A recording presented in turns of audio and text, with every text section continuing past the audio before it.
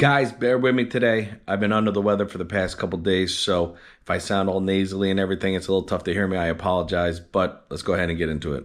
What's up, everybody? Sober day number 57 here, and today I'm going to tell you guys a story about my second DWI.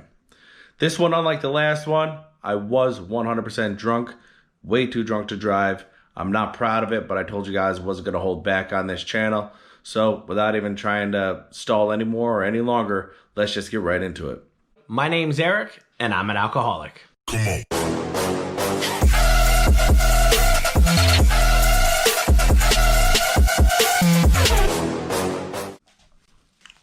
on. Yeah. This story starts all the way back in 2016. It was January 1st, 2016.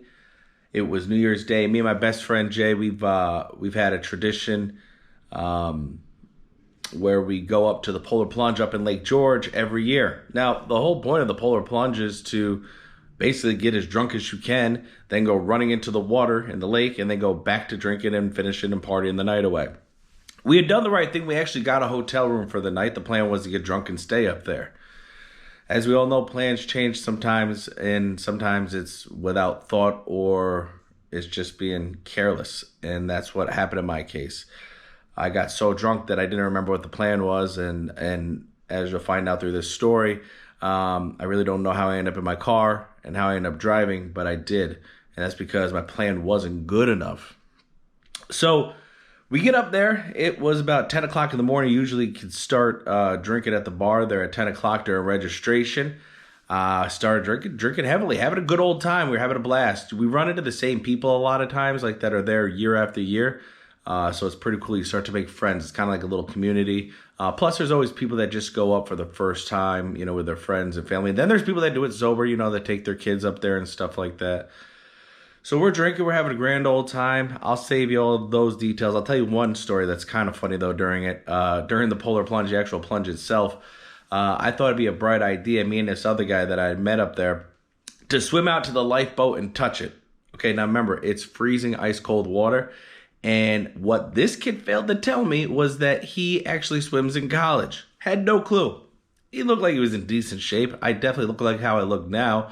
But I was like, yeah, let's do it. It sounds like a great idea.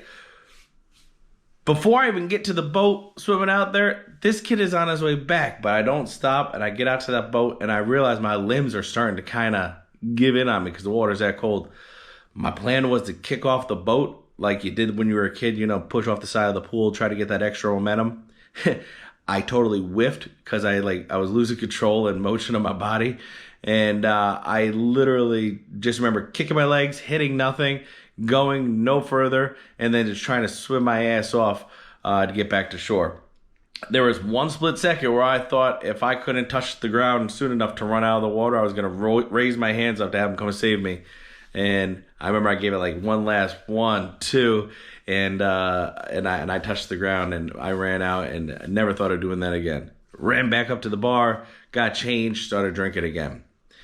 We drank all day. The band came on. I forget what time they come on. I think it's 4 o'clock, something like that. The band comes on, and then usually what we would do is we'd go on to this next bar down the road that would have another band on, all the way throughout the night, something like that. Well, by about, I don't know, must have been 7 o'clock or so in the evening, I'm hammered. We're at the second bar. I do remember that. And from what everybody tells me, I had fallen asleep at the bar. It gets a little kind of hairy from there. Nobody really knows exactly what happened. But I think I got kicked out of the bar for sleeping. Bars do that, which, it's not their fault. But my honest opinion, if you see somebody sleeping, maybe you just don't kick them out to the street because you don't know where they're going to go in the middle of winter. I couldn't remember where the hotel was. I remember that vaguely because I had little spots coming in and out. Like I said, I was pretty much blackout drunk, but you know how you get those little spots where you kind of remember a few things. I don't remember finding my car, but I remember where I had parked earlier in the day, like today, right now. I remember that I had parked on the street on the main drag. So I'm assuming I must have ran into my car. It was cold. I was probably trying to figure out what hotel we were in, and I must have just jumped into my car and drove. I got all the way to the highway, which we call the Northway up here. It's 87 North. And I'd got onto the on-ramp. I believe I clipped either the guardrail or ran over the little, them little reflector things. Up here, the plows kind of tend to push those down during the wintertime. So they literally stick out like little, I don't even know how to explain it, like basically like little knives just sticking out the side. So if you do get too close, you'll end up like I did with 2 flat tires. So I had 2 flat tires. And this is where, anybody who's drank a lot, or heck, even if you don't drink a lot, if you've drank before, you know how all of a sudden sometimes your mind kind of not sobers up, but you kind of have that moment of clarity. And I'm like, oh my God, what am I going to do? I have 2 flat tires, and clearly I only have 1 spare. If I had 1 flat tire, I would have changed it and tried to drive home, which thankfully, by the grace of God, I got 2 flat tires. There is no way I was making it home. I don't even know how I made it this far. I do remember trying to drive for a little bit on it, maybe about a mile, thinking I can make it the whole way. That's how drunk and idiotic I was. I ended up pulling over, calling a tow truck, and they told me it'd be about an hour to an hour and a half before the tow truck would arrive. So I stayed pulled over, put my hazards on, and cranked up the heat because it was January 1st here in upstate New York. It was cold.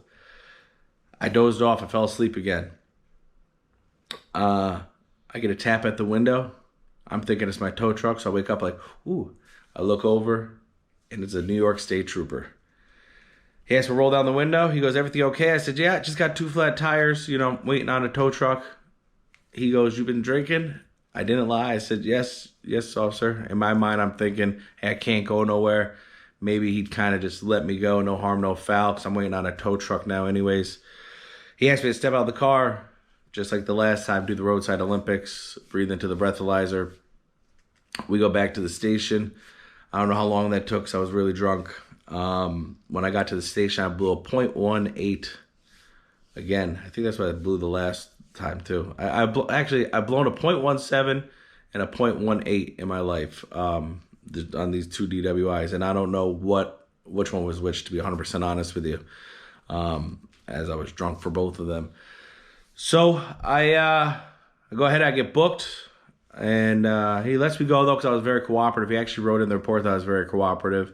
At this time back then, I wasn't a mean drunk. So I get picked up by my wife, go home, go to court. Fast forward to the story. I end up getting 5 years probation and pleading out to felony DWI. Remember that story? If you haven't seen it yet, I'll make sure I link that video to this particular YouTube video where I pissed off a judge one time and ended up in jail. It was because of this probation that I was on that I had to go in front of that judge for a violation of my probation, which got me sentenced to 9 months in the county jail. Guys, drinking and driving, I'm telling you, I've done a lot of crazy things in my life drinking, and I would say driving is the worst. I've driven drunk a lot of times. I'm not proud of it by no means, and I would never glorify it, but, people do it every day, and every day people die from it. I've been very fortunate in the fact that it's only caused me legal issues, and I'll take that. I'll take the legal issues. I thank God every day that I didn't hurt somebody, didn't hurt myself, but boy, my story could be way different if I did, and people have that story, and it's the reality of life. I mean, I don't know if I could live with the fact if I killed somebody. I don't think I could live with that on my conscience for the rest of my life. I know people have to do that, when it happens.